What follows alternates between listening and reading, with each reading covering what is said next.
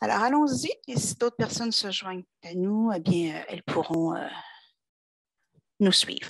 Alors, bonjour à tous. Merci d'avoir accepté notre invitation et d'être avec nous ce midi pour cette séance d'information portant sur nos programmes de génie menant vers des carrières dans le domaine médical.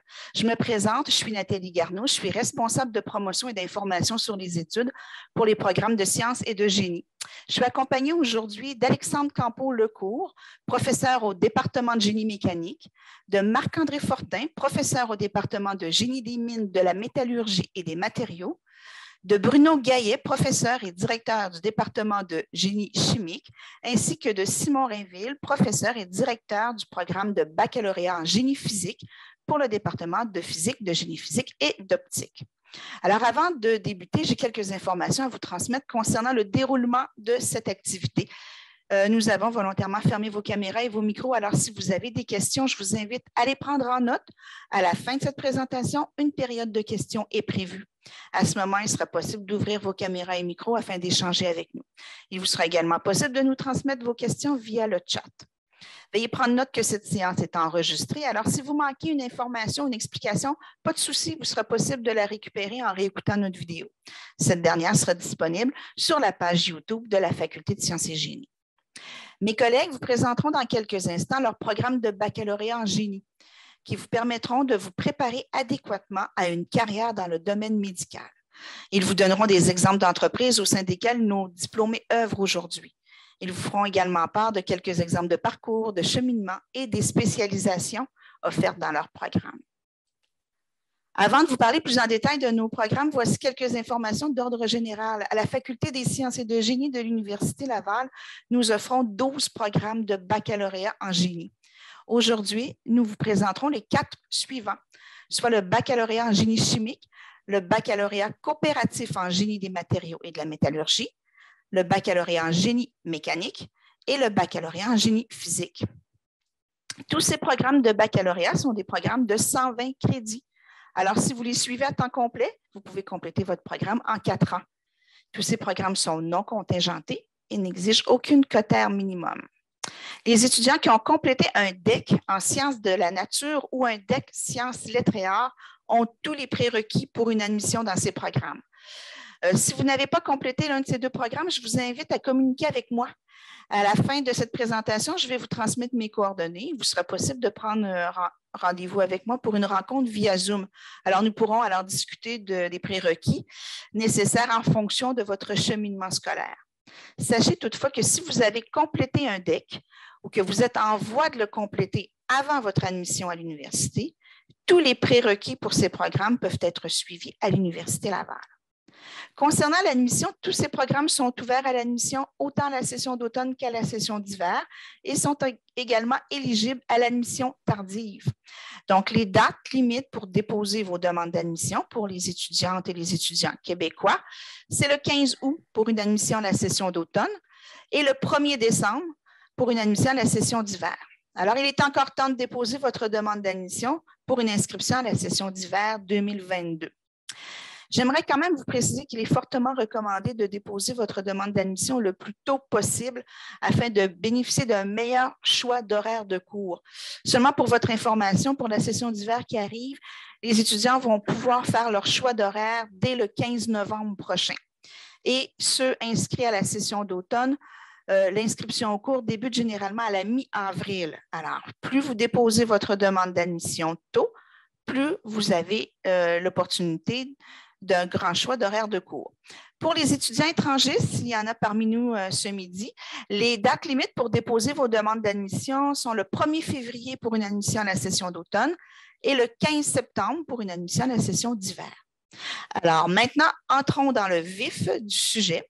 Je cède donc la parole à mon collègue Bruno Gaillet. Merci Nathalie. Donc, bonjour tout le monde. Donc, je vais tâcher dans ces quelques minutes de vous présenter un peu la discipline, la science du génie des bioprocédés, plus axée dans le domaine médical, domaine biopharmaceutique. Donc, Nathalie, si tu peux. Oui. Donc, cancer, infection, maladie génétique, vous avez tous entendu parler de ça. Donc, comment le génie chimique ou le génie des procédés en fait peut intervenir en fait pour améliorer la santé de la population. Donc, tout d'abord, peut-être un petit préambule, c'est quoi le génie chimique ou le génie des procédés? Parce que plusieurs personnes ne savent pas forcément c'est quoi le génie des procédés. En fait, c'est tout ce qui est la science, l'art de la mise en œuvre des procédés de transformation des matières premières en produits fonctionnels, et tout ça à l'échelle industrielle. Donc, je vais vous donner quelques exemples. Donc, un exemple, on va dire, assez commun maintenant, c'est la production de biocarburants.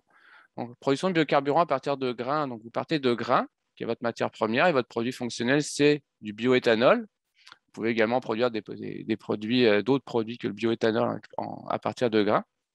Donc, vous avez toute une série d'opérations de transformation de la matière première en produit fonctionnel. Donc, on appelle des opérations unitaires qui aboutissent, on va dire, à la formation du produit. Donc, le génie des procédés, c'est justement s'intéresser à ces opérations unitaires-là, faire en sorte qu'elles fonctionnent bien à l'échelle industrielle et pour que notre procédé, au final, nous permette d'obtenir un produit de qualité. Donc, quelques exemples. Donc, l'exemple le plus commun dans le domaine du génie des procédés ou le génie chimique traditionnel, c'est le pétrole, transformation du pétrole en produits fonctionnels comme l'essence, le kérosène, le gaz, les huiles et graisses.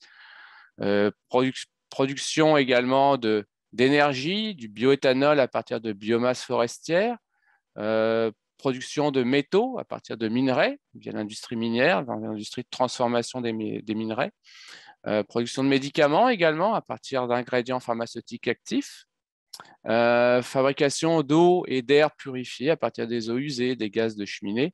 Et finalement, l'exemple qui va plus nous intéresser aujourd'hui, c'est par exemple la production de vaccins et de biothérapeutiques à partir de micro-organismes. Donc, les micro-organismes qu'on peut utiliser, ça peut être des bactéries, ça peut être des levures, ça peut être des cellules animales. Et en général, ces micro-organismes-là sont modifiés génétiquement de telle façon à ce qu'on leur fasse produire ce qu'on veut, par exemple de l'insuline. Donc ici, à gauche, vous avez un procédé classique de production d'insuline. Donc la première étape consiste à construire le micro-organisme d'intérêt, donc une bactérie ou une levure, lui insérer le gène humain de l'insuline, et ensuite de prendre cette levure qui a été modifiée génétiquement, de la cultiver dans un bioréacteur, dans une étape de fermentation, où en fait le micro-organisme va servir d'usine pour produire notre molécule d'intérêt. Et ensuite, l'étape suivante, ça va être de purifier notre molécule d'intérêt, ici par exemple l'insuline, et ensuite la mettre on va dire l'embouteiller, puis ensuite la destiner à la population. Donc ça, c'est un exemple plus commun. Donc c'est l'insuline qui date, la commercialisation par génie génétique date des débuts des années 1980, mais depuis, vous avez beaucoup d'autres molécules qui ont été développées, qui ont été produites par génie génétique, produites à l'échelle industrielle. Par exemple, vous avez l'érythropoïétine, qu'on connaît plus, on va dire, à la blague, sous la molécule qui sert pour doper les cyclistes, mais qui à la base est un médicament qui sert à traiter l'anémie. Vous avez des anticorps monoclonaux, par exemple l'herceptine, qui sert à traiter les cancers du sein. Et plus récemment, vous avez certains vaccins, par exemple le vaccin contre la COVID, qui fait intervenir une étape de production par voie biologique. Donc, on va dire, ces différentes molécules-là sont produites par des bioprocédés pharmaceutiques à grande échelle. Donc, l'ingénieur en génie des procédés s'intéresse à développer ces procédés-là. Donc, le contexte de pratique de la discipline, souvent on travaille en usine, à moins d'être dans les centres de recherche où là on construit le micro-organisme. Donc, on travaille souvent en équipe avec des gens qui n'ont pas forcément le même profil que nous, donc c'est des équipes multidisciplinaires. Donc, quand on travaille en usine, on peut travailler avec des gens du bâtiment, on peut travailler avec des opérateurs, on peut travailler avec des microbiologistes qui font du contrôle de qualité. Donc, on résout des problèmes d'opération très souvent. Donc, qu'est-ce qui peut arriver au sein de l'usine? Pourquoi notre usine ne fonctionne pas bien? Dans le but d'améliorer toujours les performances de notre procédé. Donc, au niveau de la nature du travail de l'ingénieur de bioprocédés, donc c'est 6 grandes catégories. Donc, la conception de procédés, l'analyse de procédés, donc analyse la performance des procédés qui sont déjà en cours d'opération pour justement essayer d'optimiser leur performance. Superviser l'exploitation et l'entretien des usines, veiller bien sûr à la bonne marche de celle-ci, résoudre les problèmes d'opération, gérer le personnel, protéger l'environnement, contrôler également la qualité des produits. Donc, un autre aspect du génie biopharmaceutique, génie des bioprocédés, c'est tout ce qui est, on va dire, dans le domaine de la thérapie cellulaire et génique. Donc, thérapie cellulaire, par exemple, c'est la greffe de peau pour les grands brûlés. Donc, ça prend des procédés pour produire la peau à grande échelle. Donc, l'ingénieur de bioprocédés intervient. Thérapie génique, par exemple, c'est l'insertion d'un gène sain chez un patient, par exemple, qui souffre d'une maladie génétique, par exemple la dystrophie musculaire de Duchenne. Comment on va insérer ce gène médicament chez le patient? C'est par un virus. Donc, ce virus, il faut le produire à grande échelle. Donc, l'ingénieur de bioprocédés intervient dans la conception du procédé de fabrication de ces virus-là médicaments. Donc, quelques attributs qui sont recherchés par les employeurs qui embauchent des ingénieurs dans le domaine des bioprocédés.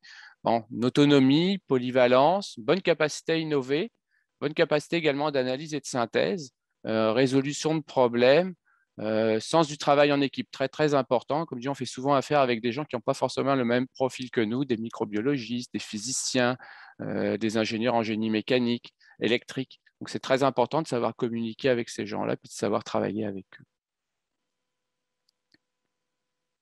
Donc, quelques petits exemples d'ingénieurs de procédés qui travaillent dans le domaine biopharmaceutique.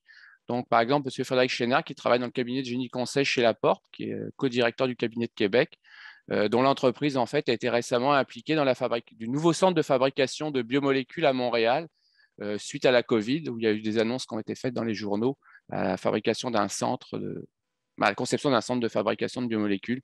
Et justement, le cabinet Laporte Consultant était impliqué dans la conception de cette usine-là avec les procédés qui vont avec. En fait. Un autre exemple, c'est M. François-Thomas Michaud, qui a fondé son entreprise Feldan Therapeutics, qui est spécialisée, on va dire, dans le développement de molécules à usage thérapeutique et dont ils assurent une partie de la fabrication en fait, à Québec. Donc, quelques employeurs de nos finissants en génie des procédés. Donc, bien entendu, c'est souvent les grandes entreprises pharmaceutiques. Donc, à Québec, on parle de GSK, on parle de Medicago, Feldan, en génie conseil plus Laporte. Si on s'éloigne un petit peu de Québec, la région de Québec, il y a Pfizer à Montréal, Sanofi à Toronto. Puis il y a également des centres de recherche de développement de procédés, notamment le Conseil national de recherche Canada, qui est un centre de recherche gouvernemental qui embauche pas mal de nos finissants, on va dire, pour développer des procédés biopharmaceutiques. Donc, quelques petites statistiques intéressantes au niveau des salaires. Donc, en génie chimique, dans le domaine biotechnologique, donc, on va dire un salaire moyen d'à peu près 115 000 $ par année. Donc, ce qui est quand même des très, très bons salaires. C'est certain que si vous voulez ensuite faire des études supérieures, des maîtrises et des doctorats, les salaires vont aller en conséquence et vont être, dans ce cas-là, beaucoup plus élevés. Donc, je vous remercie. Donc, je vais laisser ma parole à mon collègue Marc-André pour la suite de la présentation. Merci Bruno, très intéressant. Le prochain programme est génie des matériaux et de la métallurgie, orienté vers le génie biomédical et les biomatériaux. Il y a une nouvelle concentration au programme de génie des matériaux et de la métallurgie à l'Université Laval qui consiste au développement de biomatériaux. Donc, un biomatériau, tout d'abord, il s'agit d'un dispositif à visée diagnostique ou encore un substitut à un tissu ou à un organe, donc remplacer en tout ou en partie un organe. Ça peut être aussi des dispositifs de suppléance fonctionnelle. Ça veut dire, par exemple, un cœur artificiel. Donc, il y a différentes pratiques médicales qui nécessitent d'injecter dans le corps humain des remplacements ou soit des tissus ou encore des fonctions de remplacement. Et un matériau qui est synthétisé, développé, un objet qui est développé, créé avec comme objectif d'être introduit dans le corps humain, on appelle ça un biomatériau. Prochain transparent.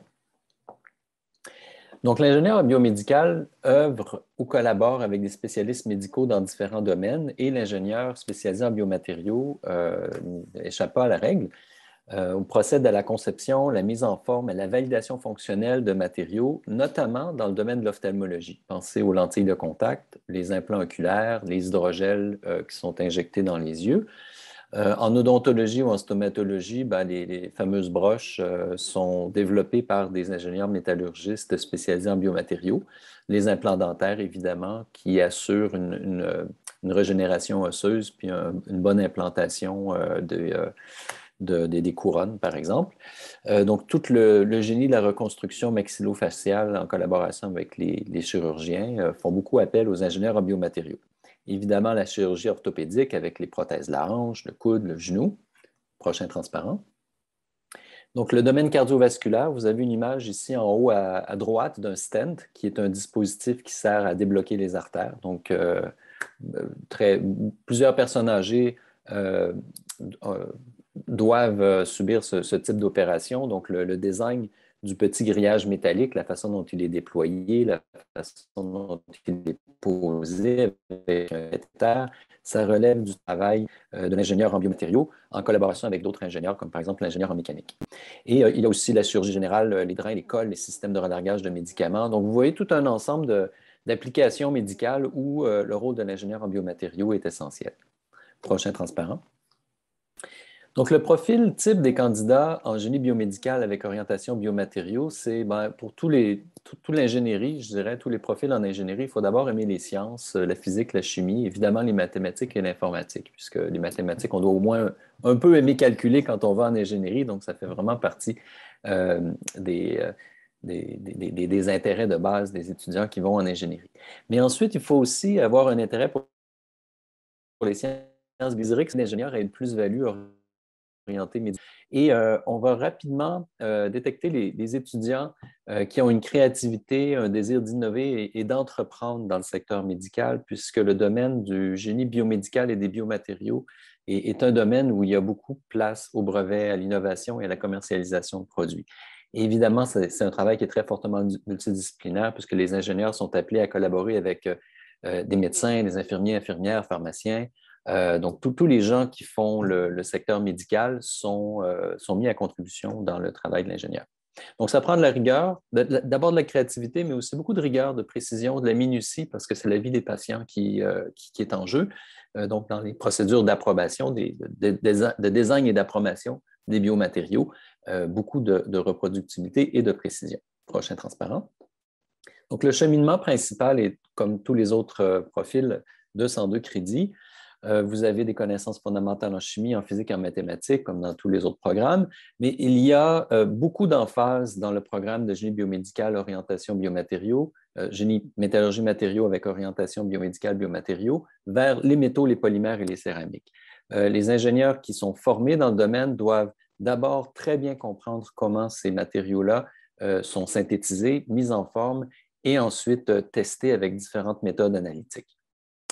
Et les projets de conception en ingénierie qui incluent des biomatériaux sont beaucoup des projets qui visent à donner une forme et une fonction à un objet qu'on va implanter dans le corps humain. Prochain transparent.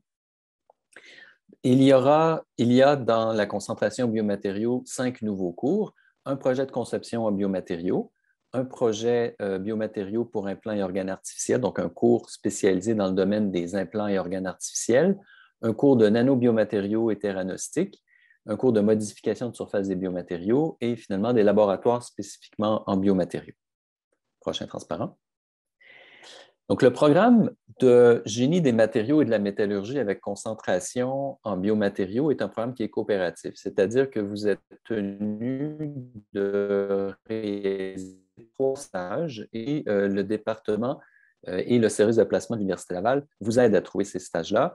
Tous nos étudiants en ingénierie se placent. Le premier stage est souvent un stage général et se donne à l'automne de la 2e année. Donc, très rapidement, vous allez en stage pour voir ce qu'est le domaine ou un domaine précis.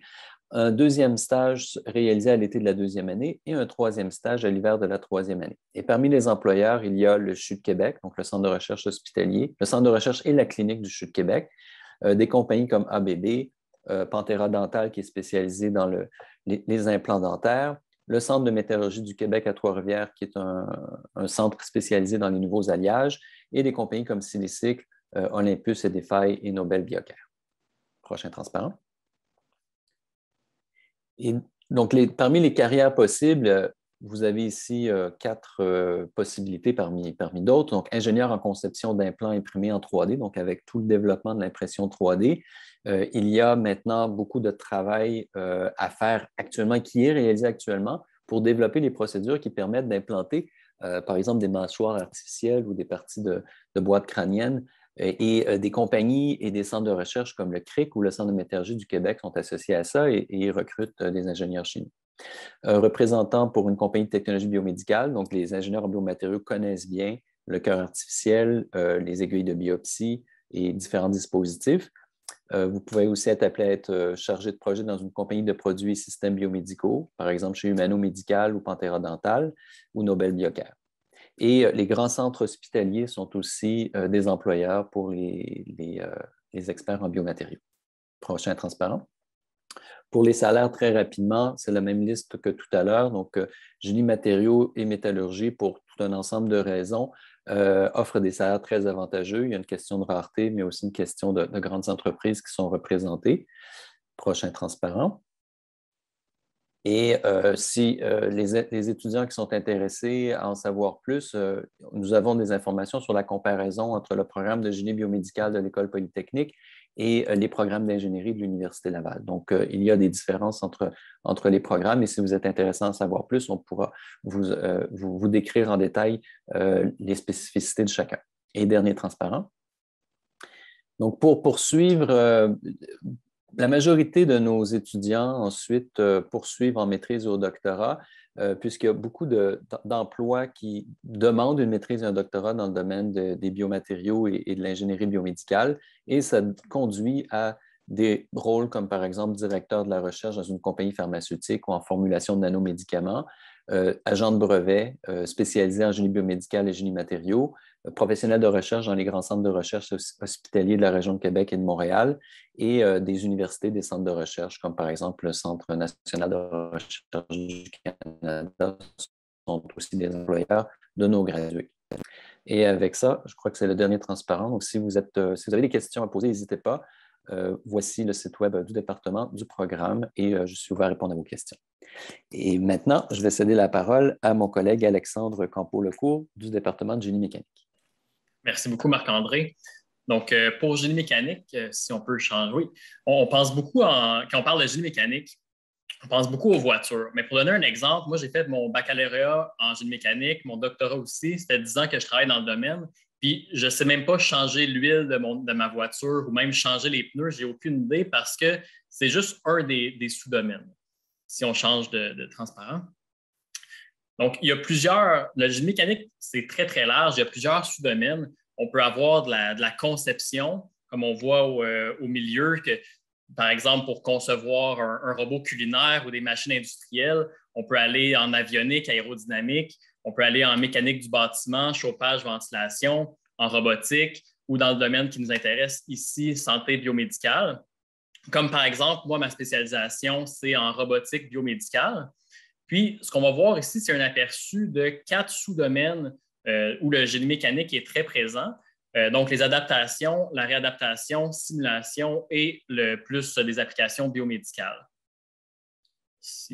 Donc, les adaptations, en fait, c'est d'aider la personne au quotidien à accomplir des tâches via la technologie. En haut à gauche, on peut voir des exemples de prothèses. Donc, une prothèse, c'est quelque chose qui va remplacer un membre, comme on peut voir en haut à gauche avec un bras ou à droite complètement pour les jambes pour la course.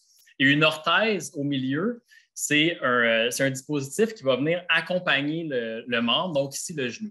Et si on regarde en bas, à droite, on a des exemples plus poussés d'exosquelettes ou d'aide à la mobilité. Donc, on pourrait aussi penser aux fauteuils roulants qui font partie de ça aussi.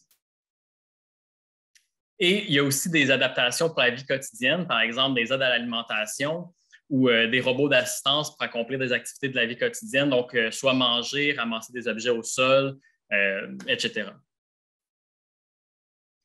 Puis, quand on parle de réadaptation, là, ça va être plus des technologies qui vont être utilisées de manière temporaire.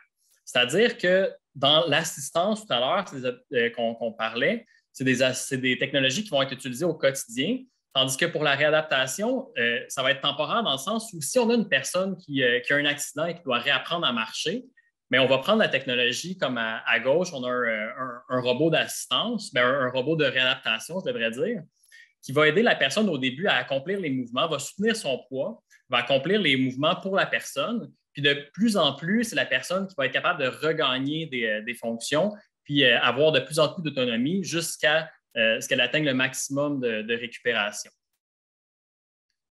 Puis l'autre sous-domaine, c'est la simulation. À gauche, on voit un mannequin instrumenté où les personnes peuvent se pratiquer à effectuer différentes interventions. Et à droite, c'est des simulateurs chirurgicaux. Donc, c'est un peu le même principe, c'est de se pratiquer pour aider le personnel médical à se pratiquer à faire des opérations en simulation au lieu de faire leur première expérience sur des vrais patients. Ça permet aussi de les mettre dans des situations qui pourraient arriver très rarement en salle d'opération, mais en simulation, ils peuvent voir plus ces sous-cas-là, puis être prêts quand ça arrive en vrai. Puis, sinon, il y a là aussi un domaine plus large biomédical. On peut penser aux robots chirurgicaux, au cœur artificiel ou au pacemaker. Puis, si on prend juste des exemples en recherche à l'Université Laval, on travaille, par exemple, nos différentes équipes en génie mécanique peuvent travailler sur des aides à l'alimentation, des exosquelettes, des orthèses, des situations pour la prévention de blessures en milieu de travail et des valves aortiques. Puis, en perspective d'emploi, on a des exemples ici de compagnies au Québec. Donc, Betemia qui font des exosquelettes pour les personnes vieillissantes, Kinova qui font des robots d'assistance pour les personnes en situation de handicap, CAE Santé avec des simulateurs, Medtronic et Zimmer qui font des dispositifs médicaux, Humano Médical qui font des lits d'hôpitaux intelligents. Puis, on continue avec BodyCAD qui font des solutions orthopédiques, Motion Composite et Améliore qui font des fauteuils roulants, Kinésique, Turbomed et Cinétique. Donc, le programme de génie mécanique, c'est un programme de 4 ans de 120 crédits. Il y a un côté théorique et un côté très pratique. Le côté pratique se retrouve à ce que dans presque chaque cours, il y a des travaux pratiques qui vont être réalisés, mais aussi à partir de la 2e année, donc pour les années 2, 3, 4, à chaque session, il y a un cours complet de 3 crédits juste sur des applications de projets pratiques, en fait. Il y a aussi un stage qui est obligatoire, mais c'est possible de faire, la plupart de nos étudiants vont faire 3 stages, donc un après l'année 1, 2 et 3, et ensuite aller sur le marché du travail. Les cohortes, ça ressemble environ, statistiquement, on est environ à 108 étudiants par année, donc ça nous fait un bassin pour les 4 années d'environ 400 étudiants. Puis, si vous avez d'autres questions, vous pouvez me contacter. Il y a aussi les portes ouvertes qui vont avoir lieu, qui permettent d'aller plus loin pour ça. Donc, c'est tout pour moi. Je vais passer la parole à mon collègue Simon de Génie physique. Merci Alexandre. Alors bonjour, moi c'est Simon. Alors je suis très heureux moi aussi d'avoir la chance de vous parler du programme de génie physique. Et là, vous avez entendu physique et probablement que ce qui vous vient en tête, bon, c'est l'image d'Einstein ou des tableaux d'équations incompréhensibles. Là, et vous vous dites, oh, il faut être très intelligent pour s'intéresser à la physique. Là. Mais à quelque part, à l'intérieur, ce que vous pensez vraiment, c'est que c'est des genres de bolés un peu désaxés là, qui s'intéressent à ce sujet-là. Mais donc, dans les prochaines minutes, ce que j'espère faire, c'est vous montrer comment, non, là, c'est pas vrai que la physique, c'est un sujet terriblement ennuyeux et endormant qui intéresse juste des personnes asociales et déséquilibrées. Là. Au contraire, la physique, ça intéresse des personnes curieuses, comme vous pouvez voir là, sur la prochaine diapo, des personnes curieuses, créatives, qui ont une large palette d'intérêts. Si vous ne savez pas trop quoi choisir, vous allez voir qu'il y a plein d'ouvertures possibles en physique, là, des intérêts très variés, ça peut vous contenter facilement. Une formation, je vais parler aussi du programme de physique et génie physique ensemble. Là, on a la chance à l'Université Laval que ces 2 projets-là soient reliés, donnés dans le même département. Et ces 2 programmes-là vous fournissent une formation qui est d'abord et avant tout très rigoureuse. Là. On a une approche quantitative. Vraiment, on développe plusieurs outils dans la formation, dont évidemment les mathématiques puis l'informatique. Mais ces outils-là nous servent à s'attaquer à des problèmes complexes de la vie tous les jours. Il y a aussi un volet très pratique à la formation, on fait des laboratoires, des stages, puis tout ça. Et pour certains problèmes-là complexes, ben, il faut travailler en équipe. Le fameux mythe là, du scientifique qui change le monde avec juste un bout de crayon puis un papier. C'est pas vraiment, là, vous l'avez vu, là, mes collègues en ont parlé aussi abondamment. La science, ça se fait en équipe et très souvent des équipes multidisciplinaires. Encore une fois, là, en génie physique, qui est moins connu que génie électrique ou génie mécanique, ben, je peux juste vous dire qu'en génie physique, l'ingénieur physicienne, par exemple, dans une entreprise, va être plus en charge de gérer des projets puis de coordonner le travail des ingénieurs mécaniques, ingénieurs électriques ou ingénieurs des matériaux, puis être un peu là, à l'interface de tous ces génies-là, parce que notre formation offre justement quelque chose qui est très polyvalent. Donc, dans le fond, là, c'est une base très, très solide, une formation en physique pour vous propulser un tremplin là, vers un large éventail de carrières, comme vous pouvez voir. Là. Ça va de l'industrie du jeu vidéo jusqu'au développement d'énergie verte ou le domaine des finances. Je ne peux pas m'empêcher de mentionner que vous avez vu dans le domaine de l'environnement et du climat, le prix Nobel cette année en physique qui a été décerné à des physiciens qui ont modélisé le climat. Mais là, ce qui nous intéresse aujourd'hui, c'est les possibilités de carrière dans le domaine de la santé. Alors là-dessus, il y a comme deux axes qui viennent en tête un peu plus évidents. Là. Il y a celui de la biophotonique.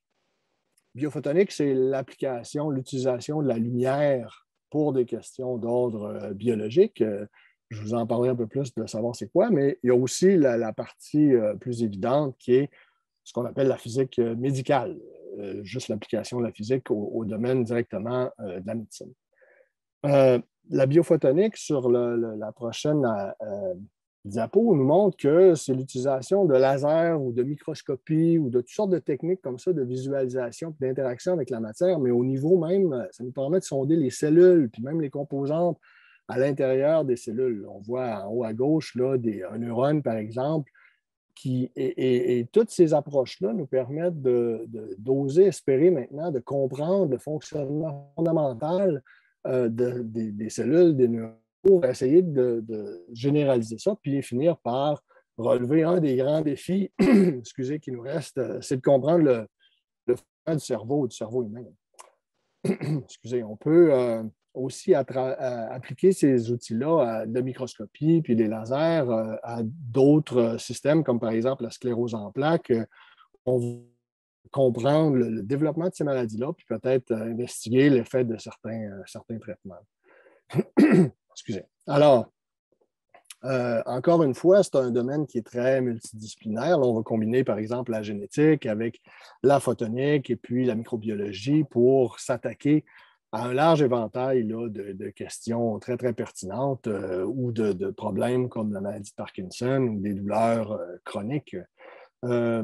Et même que souvent, ça se rend jusqu'au chevet du patient. Là, dans la salle d'opération, on a des collègues qui travaillent à développer des approches pour assister le chirurgien lors, par exemple, là, de l'insertion d'une électrode dans le cerveau pour soulager des symptômes de la maladie de Parkinson. Typiquement, les chirurgiens y allaient un peu à l'aveugle ou d'après juste leur expérience, mais on développe des outils comme ça avec de l'optique puis de la lumière pour les guider, ce qui, évidemment, augmente les chances de succès d'une opération comme celle-là. Puis aussi, on peut détecter, par exemple, des cellules cancéreuses lorsqu'on retire une tumeur, de savoir tout de suite au chevet du patient, là, dans le bloc opératoire, s'il y a des cellules qui sont cancéreuses et d'autres saines, ça permet d'augmenter les chances de succès. Alors, c'est très, très vaste, mais si on se penche maintenant du côté de la physique médicale, il y a deux volets principaux. Celui de l'imagerie, encore une fois, le premier prix Nobel de physique en 1901 a été attribué à la découverte des rayons X, une technique de visualisation d'imagerie qui est largement utilisée encore de nos jours, mais ça s'est aussi beaucoup amélioré. Il y a plein d'autres techniques de diagnostic qui se sont développées, comme l'imagerie par résonance magnétique ou la tomographie. Et vous voyez, là, ça fait des images absolument spectaculaires de ce qui se passe à l'intérieur du corps d'un patient qui peut être en train de nous parler ou de faire toutes sortes de choses. Donc, je n'ai pas besoin de vous convaincre là, de la pertinence et de la valeur de ces techniques-là pour le diagnostic. Et il y a beaucoup de physique qui a été au niveau du développement de ces méthodes d'imagerie-là, et ça continue encore aujourd'hui. Les développements technologiques, le traitement des données aussi de ces images permettent aujourd'hui d'avoir des représentations 3D, comme vous voyez, là, de la tomographie 3D, qui sont vraiment spectaculaires et qui nous permettent d'avoir un niveau de détail très impressionnant. Et vous voyez aussi même, on peut voir un fœtus à l'intérieur du ventre de sa mère en 3 dimensions et développer des techniques pour détecter des problèmes, par exemple, là, même avant la naissance ou intervenir. L'autre volet de la physique médicale, c'est évidemment au niveau de l'intervention. En radiothérapie, on cherche à, une fois qu'on a détecté une tumeur, aller attaquer les cellules cancéreuses et les détruire avec des différentes sources de rayonnement, tout en préservant le plus possible les tissus sains qui sont autour. Et je vous laisse deviner qui, dans un hôpital, est responsable de s'assurer que le patient reçoive la bonne dose de rayonnement et que ça se soit dirigé vraiment juste sur la tumeur et pas ailleurs. C'est le physicien ou la physicienne médicale. Alors, vous voyez que c'est un rôle qui est très important aussi. On a à calibrer ces machines-là. Il faut concevoir une stratégie, une attaque pour envoyer le rayonnement juste à la bonne place. Et encore une fois, justement, ça tombe dans les cordes de personnes qui ont des formations solides en physique. Alors, de quoi ça a l'air, cette formation-là? On parle de génie physique ici, qui est un programme aussi qui mène à la profession d'ingénieur, un programme de 4 ans. Et dans ce programme-là, on en profite aussi pour, justement, faire des cours de génie électrique, génie mécanique, génie des mines. Il y a toutes sortes, une formation très, très polyvalente. Donc, qui dure 4 ans et qui vous donne accès. En principe, là, vous êtes ingénieur, nos finissants ont le titre d'ingénieur et donc peuvent avoir accès directement au marché du travail. Mais il y en a plusieurs aussi qui décident de continuer, comme mes collègues le disaient, là, de se spécialiser au niveau de la maîtrise. Mais aussi, il y a le programme de physique qui est offert dans le même département, qui, lui, est juste 3 ans. Et là, justement, parce qu'on a moins besoin de s'étendre et de faire des cours de génie mécanique ou d'autres choses, c'est juste 3 ans. Et pour la grande majorité des étudiants, des finissants en physique, ils continuent au niveau de la maîtrise et du doctorat. Mais les deux peuvent mener au type de carrière que je vous décris aujourd'hui, ces 2 programmes-là. Et au niveau du 2e cycle, on a la chance à l'Université Laval aussi d'avoir 2 programmes de maîtrise vraiment très pertinents pour des carrières en santé. Le premier, c'est celui de biophotonique. On a vraiment un programme spécialisé sur la biophotonique, comme je disais tout à l'heure, qui est reconnu. Et donc, à la fois maîtrise et doctorat, et qui va mener à une profession, par exemple, de professionnel de recherche ou évidemment n'importe quel type d'ingénierie, si vous avez fait le programme de génie physique. Ou de gestionnaire de projets en entreprise, des entreprises de haute technologie qui développent des procédés. On a beaucoup de nos finissants aussi qui démarrent leurs propres entreprises, qui vont essayer de prendre des technologies comme ça qui ont été développées dans le laboratoire et d'amener ça dans la clinique et sur le marché. Alors ça, c'est un débouché très, très intéressant. Et on a aussi un programme de maîtrise de 2e cycle en physique qui est accrédité. Ça a été le premier programme francophone accrédité par la CAMPET, donc qui permet d'avoir le titre officiel de physicien ou physicienne médicale.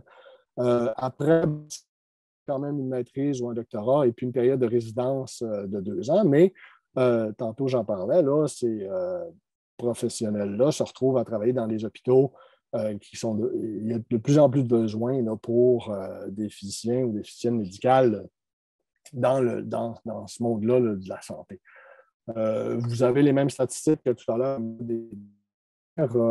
mais une chose aussi que je veux mentionner, c'est que là, je parle des maîtrises en physique médicale et en biophotonique, mais aussi, il y a plusieurs de nos finissants après le bac en génie physique qui vont des maîtrises en génie mécanique, par exemple, ou en génie des mines et matériaux, tout ce que mes collègues vous ont mentionné. Souvent, aussi, c'est une ouverture possible pour une formation en physique. D'ailleurs, je me permets de mentionner que mon collègue Marc-André, qui vous a parlé de génie des mines et matériaux et biomédical, est un finissant de génie physique. Alors, vous voyez que ça mène à plein de carrières excitantes et une polyvalence là, vraiment impressionnante. Donc, en résumé, la physique et le génie physique vous offrent une formation extrêmement pertinente pour des carrières en santé. Ça vous donne des outils très pertinents et pour attaquer les problèmes complexes du monde de demain. En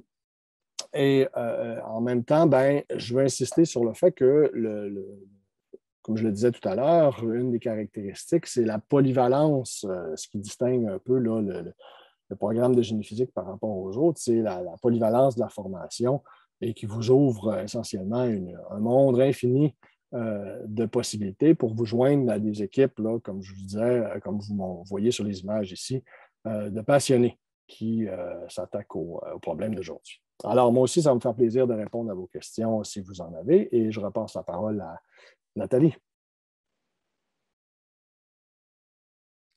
Oui, merci Simon. Alors, merci beaucoup à vous quatre, à Bruno, à Marc-André et à Alexandre, ainsi qu'à Simon pour vos présentations sur vos programmes de génie. C'était fort intéressant. Alors, en conclusion, pourquoi choisir un programme de génie à l'Université Laval? Eh bien, je vous dirais, entre autres, pour les stages. Car dans tous ces programmes de génie, il y a des stages obligatoires et des stages optionnels et ils sont tous rémunérés.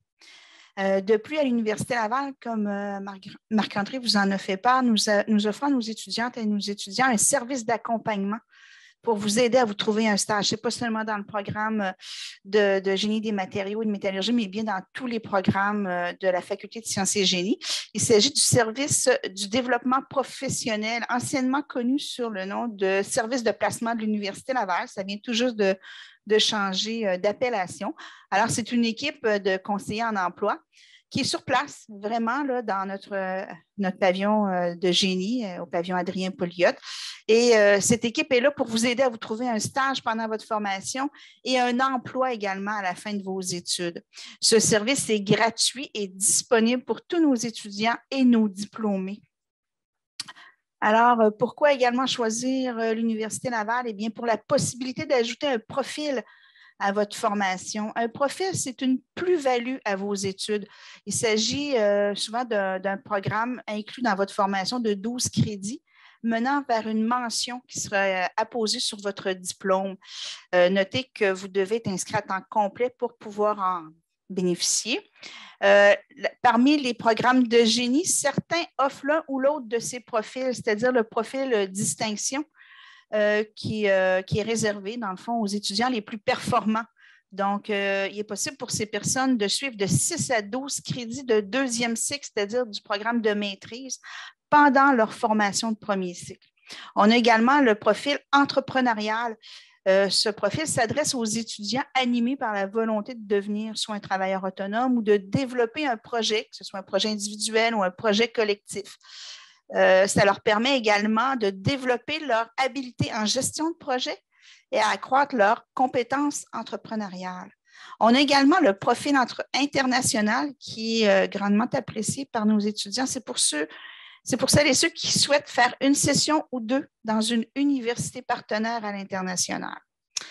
Et une autre option qui intéresse, qui peut également vous aider à choisir l'Université Laval, eh bien, c'est le passage intégré à la maîtrise. Car nos étudiantes et nos étudiants qui souhaitent poursuivre au deuxième cycle, donc à la maîtrise, ont la possibilité dans plusieurs de nos programmes de bac de suivre des cours de maîtrise dans leur dernière année de programme de baccalauréat. Ces cours seront crédités dans leur programme de bac, mais également à la maîtrise s'ils décident de poursuivre au deuxième cycle.